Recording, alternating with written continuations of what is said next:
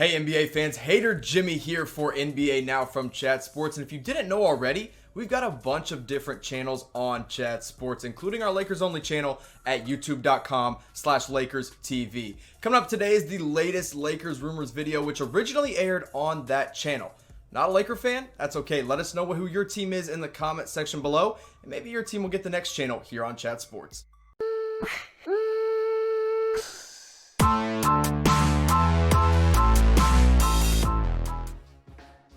Laker fans, welcome into the Lakers Report. I'm your host, Jimmy Crowther, and today's show is brought to you by Manscaped. Go to manscaped.com/chat to get 20% off the Lawnmower 3.0. Trust me, your balls will thank you. Now let's get into today's show, starting off with Fred VanVleet of the Toronto Raptors. According to Bleacher Report, he might be on the Los Angeles Lakers wish list when he enters free agency this summer. Now, he's going to be an unrestricted free agent, and VanVleet really is having a career year across the board. Not just points per game, not just assists per game, not just rebounds per game. Every single average for Fred VanVleet is up from his normal average. Now, VanVleet has gone from, that JJ Barea backup small point guard kind of role to really a mainstay in the rotation, a sixth man of the year candidate when he's coming off the bench, and a truly great starting guard for the Toronto Raptors. So this summer, he's going to expect to make at least $15 million in the open market. This year with the Raptors, he's averaging 17.6 points per game, 3.8 rebounds, nearly 7 assists, and 1.9 steals per game. A pretty good defensive guy for an undersized guard.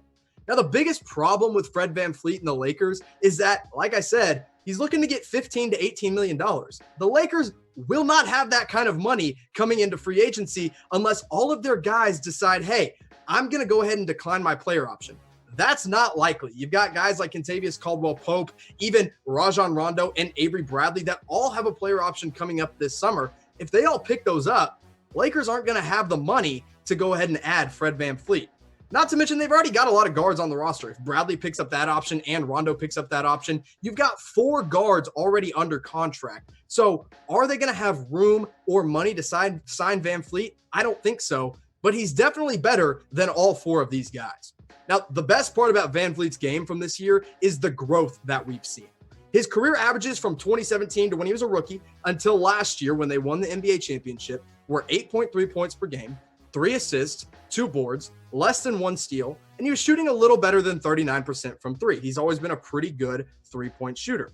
But then this year, he steps up. Kawhi Leonard's gone. Danny Green is gone. He gets more minutes, and look what he does with those minutes. 17.6 points per game, and then the assists go up to nearly 7 per game, and the rebounds go up as well. Only thing that took a little dip was his 3-point percentage, and that's only because he's taking so many more 3-pointers. VanVleet would be a perfect pickup for the Los Angeles Lakers, but the biggest problem is, and I'm sorry to break it to you, Bleacher Report and Lakers fans, the Lakers don't have the money to get Fred VanVleet.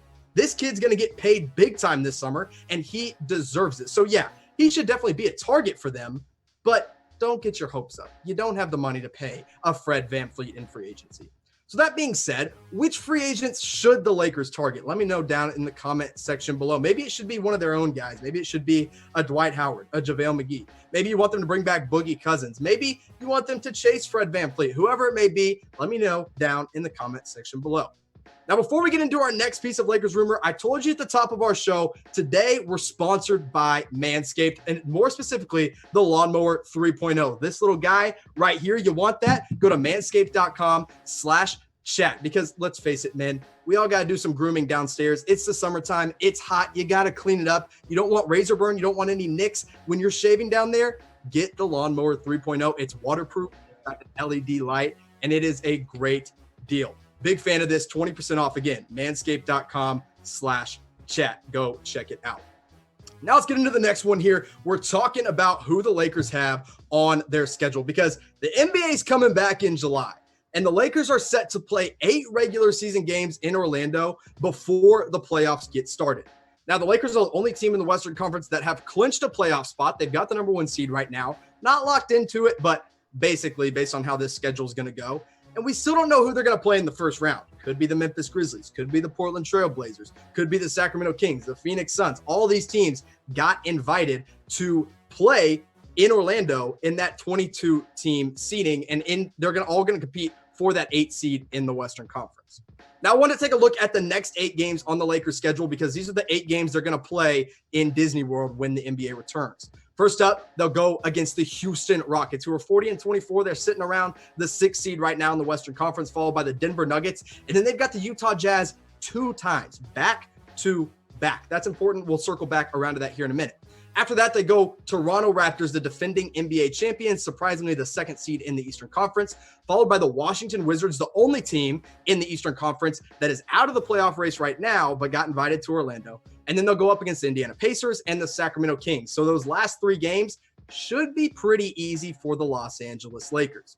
Now, as I already mentioned, and I just told you, they're playing the Utah Jazz twice. And that's important here because you're playing a team twice, you better get to know them. Now, good thing for the Lakers is that Bojan Bogdanovic, their sharpshooter, is out for the season with a wrist injury. He will not return no matter when the NBA returns. He will not be back.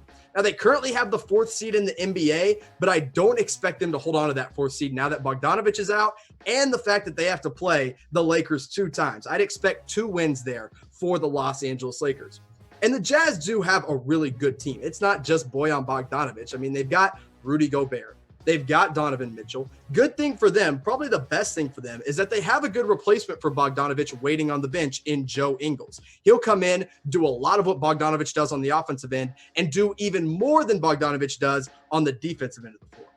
Now, another guy I like that they have is Royce O'Neal, a guy that they'll probably stick on LeBron James, even though no one can slow down the king. Royce O'Neal is a really good defender. I like him a lot. I like the Jazz a lot, but now that Bogdanovic is out, they've lost a lot of offensive game, and I think the Lakers are going to do pretty well in those 2 games against the Jazz.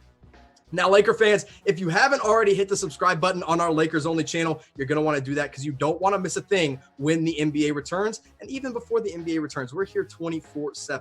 So go to youtube.com/Lakers TV, or if you're already watching on YouTube, go ahead and scroll down and hit that big red subscribe button. Now let's get into our last little rumor here. The Portland Trailblazers apparently are going to target Dwight Howard and JaVale McGee in free agency. That is according to Bleacher Report. The Portland Trailblazers are going to have both of those guys on their free agent wish list. Now, both guys were great for the Lakers. JaVale started a lot of those games. Meanwhile, Dwight Howard was coming off the bench and really getting a bulk of the center minutes. You see Dwight put up better numbers across the board at 7.5 points per game, nearly 7.5 rebounds, not blocking quite as many shots as JaVale, but scoring around the rim a little bit more efficiently at 73.2% and getting closer to 20 minutes per game. Now, look at the Portland Trailblazers here. They've got Hassan Whiteside this year. They just traded for him after Jusuf Nurkic had that gruesome leg injury. But Whiteside's going to be a free agent, and I highly doubt he returns to Portland. There is no reason Portland will bring him back. Meanwhile, Dwight Howard and JaVale McGee are both hitting free agency, and the only money the Portland Trailblazers are going to have left to spend is a mid-level exception, which is the exact type of money JaVale McGee and Dwight Howard are expected to receive in free agency this summer. Now, I like Portland a lot. They had a lot of injury problems this year. Their biggest injury was that Jusuf Nurkic didn't play a single minute after that leg injury back in 2019 in that double overtime game against the Brooklyn Nets. But when he was healthy, these are his 2018-2019 stats. He was averaging a double-double. The Bosnian beast was after it every single night. 15.6 points per game, 10.5 rebounds, blocking nearly 1.4 shots. He's not a great rim protector, but he's just a big body down low. And one of the great things about Nurkic is that he is a really good passer out of the post. Let's remember, he played with Nikola Jokic for a year in Denver, so he knows how to pass the ball. And his field goal percentage, not bad at 50.8%. He doesn't really have much of a mid-range or a three-point game for a big man, but down low, he's going to finish well.